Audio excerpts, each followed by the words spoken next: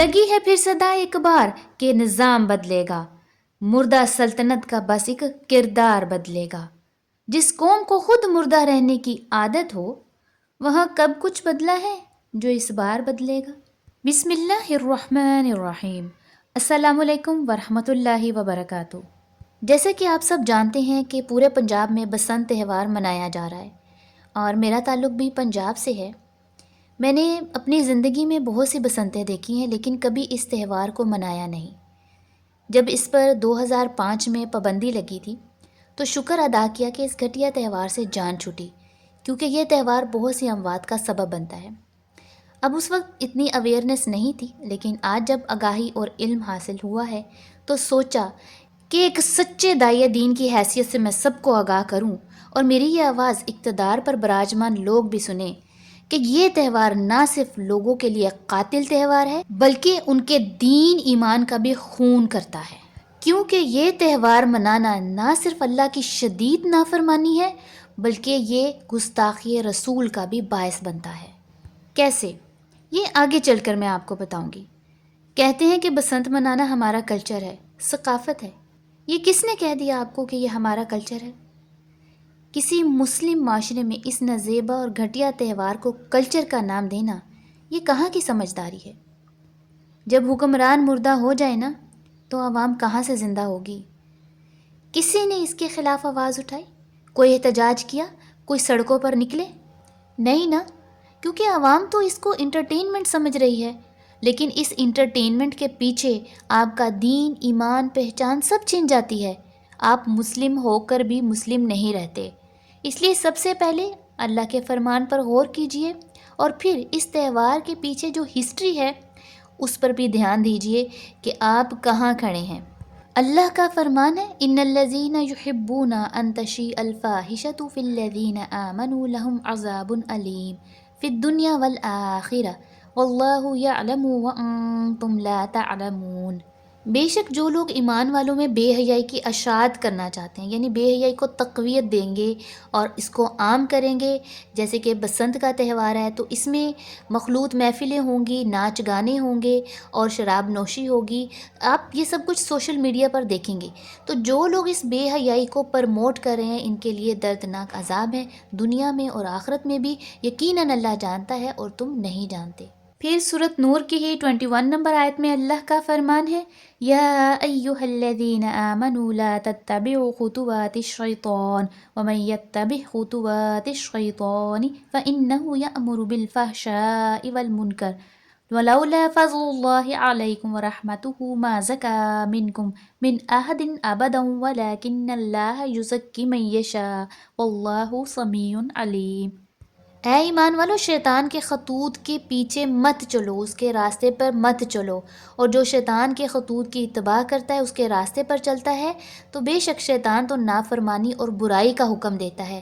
اور اگر اللہ کا فضل، اس کی رحمت تم پر نہ ہوتی، یعنی قرآن، تو تم میں سے کبھی بھی کوئی تزکیہ نفس حاصل نہ کر سکتا، لیکن اللہ ہی تزکیہ نفس کرتا ہے اس قانون یعنی قرآن سے جو وہ بناتا ہے، کیونکہ اللہ ہی سننے والا، علم والا ہے۔ تو بسنت یہ کوئی کلچر نہیں ہے، کلچر، ثقافت، یہ بہت خوبصورت لفظ ہے، آگے چل کر میں آپ کو بتاؤں گی۔ اصل میں یہ تہوار اسلام کے خلاف ہے، اللہ کی شدید نافرمانی ہے اور گستاخی رسول ہے۔ کیسے؟ اس کے پیچھے کی ہسٹری جب آپ سنیں گے، جانیں گے، تو آپ کو خود اس بات کا اندازہ ہوگا۔ بسنت کا سنسکرت میں لفظی مطلب بہار کا ہے۔ بنیادی طور پر یہ ہندوؤں کا تہوار ہے۔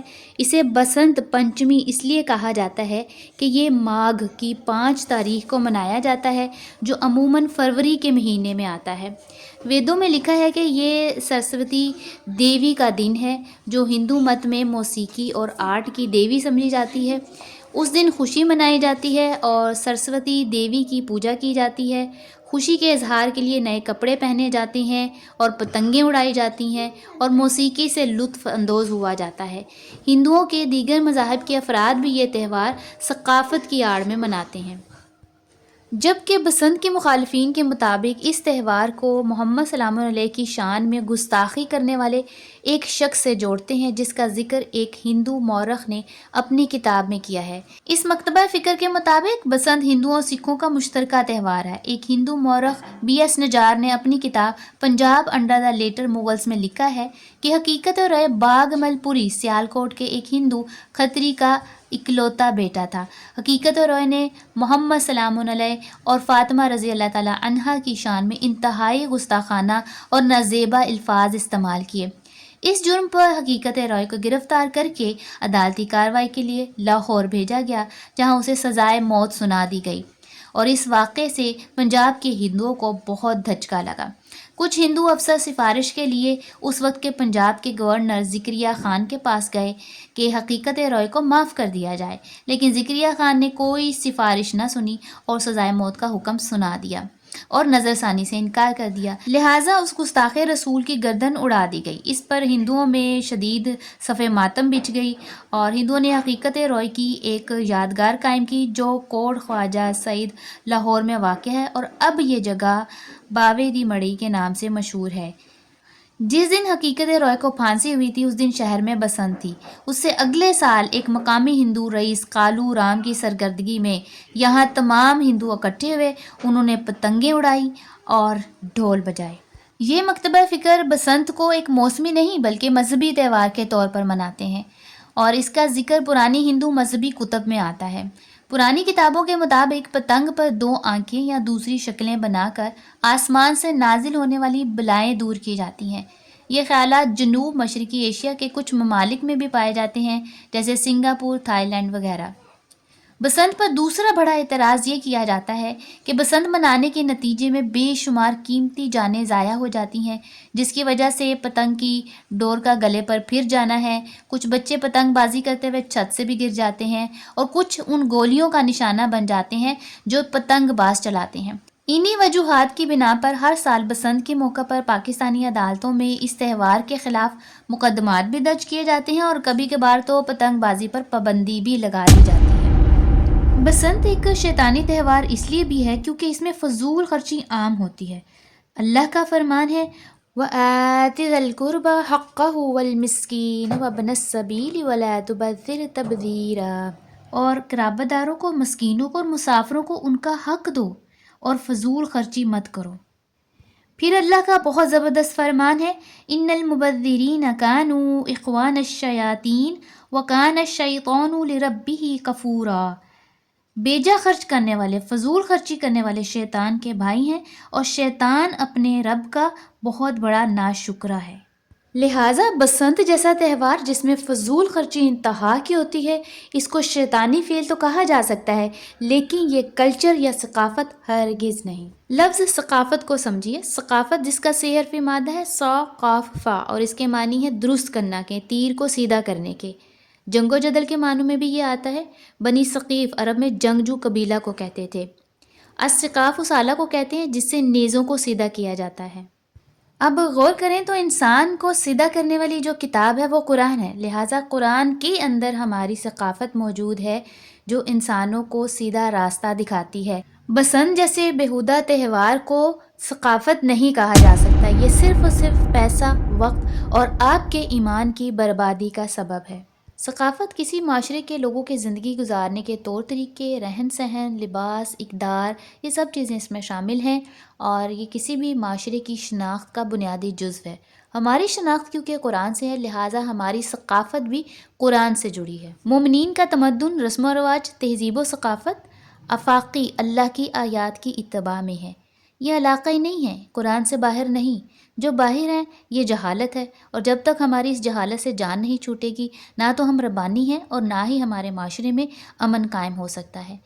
ہمارے دانشوروں نے، جو مذہبی ہوں یا پھر سیاسی، انہوں نے ان فضول کاموں کو علاقائی حسن قرار دے کر لوگوں کو قرآن سے دور کر دیا ہے، اور قوم ان میلوں جمیلوں اور بسنتوں میں لگ گئی ہے اور قرآن سے بیزار ہو گئی ہے۔ اللہ کا قرآن میں فرمان ہے کہ مومنو، تم نے جان اور مال کا جو اللہ سے جنت کے بدلے سودا کیا، بس اس سے خوش ہو جاؤ۔ یہ جان اور مال قرآن کے بلاغ نفاذ کے لیے لگاؤ۔ جیسے انبیاء اور ان کے ساتھیوں نے اپنا سب کچھ ان فضول رسموں اور تہواروں پر خرچ کرنے کی بجائے دین کے راستے میں وقف کر دیا۔ لہٰذا ایسے تہواروں کے نام پر فضول خرچی کرنا بیمار معاشروں اور ذہنوں کی علامت ہے۔ قرآن اسی بیمار ذہنیت کو تو مٹانے آیا ہے۔ اللہ کا فرمان ہے، یا ایہا الناس قد جاءتکم موعظۃ من ربکم وشفاء لما فی الصدور وہدی ورحمۃ للمؤمنین۔ اے لوگو، تمہارے پاس تمہارے رب کی طرف سے نصیحت آ چکی ہے، قرآن آ چکا ہے، اور یہ مرض کی شفا ہے جو ذہنوں میں ہے، اور مومنوں کے لیے یہ ہدایت اور رحمت ہے۔ پھر فرمایا کہ مومنوں کی خوشی اصل میں ہے کس میں؟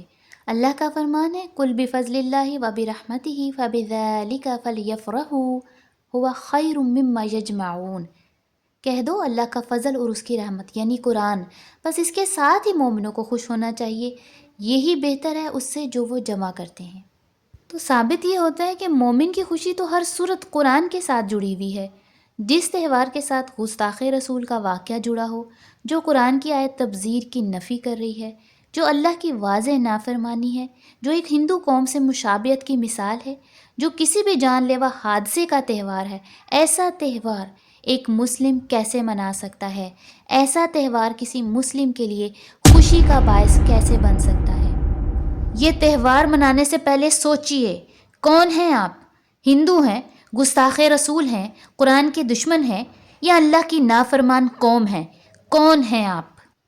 اگر آپ یہ سب ہیں تو جو سزا گستاخ رسول کی وہی آپ کی، کیونکہ بسنت جیسا تہوار منانے والے اللہ اور رسول اور اس کی کتاب سے محبت رکھنے والے نہیں ہو سکتے۔ یہ سب تبذیر کرنے والے شیطان کے بھائی ہیں، اور شیطان سے بڑھ کر گستاخ کون ہو سکتا ہے؟ شیطان جو اللہ کا گستاخ اور انکار کرنے والا ہے۔ اب وہ شیطان اقتدار پر براجمان حکمران ہو، آپ عوام ہو، یا پھر آپ کے اندر کی خواہش، یہ شیطان فحاشی اور منکرات کا ہی حکم دیتا ہے، ایسے اعمال جس سے قرآن کا دور دور تک کوئی تعلق نہیں، اور آپ ایسے ہی اجنبی غیر قرآنی گھٹیا اعمال کو خوشی سمجھ کر مناتے ہیں۔ کیوں؟ میں حق پر ہوں، مگر میری گواہی کون دیتا ہے کہ دنیا کی عدالت میں صداقت مار دیتی ہے۔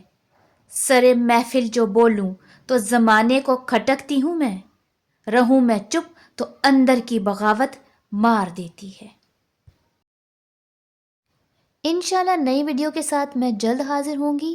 گھروں کو قرآن کے ساتھ شاد اور آباد رکھیے، دعاؤں میں یاد رکھیے۔ اللہ حافظ۔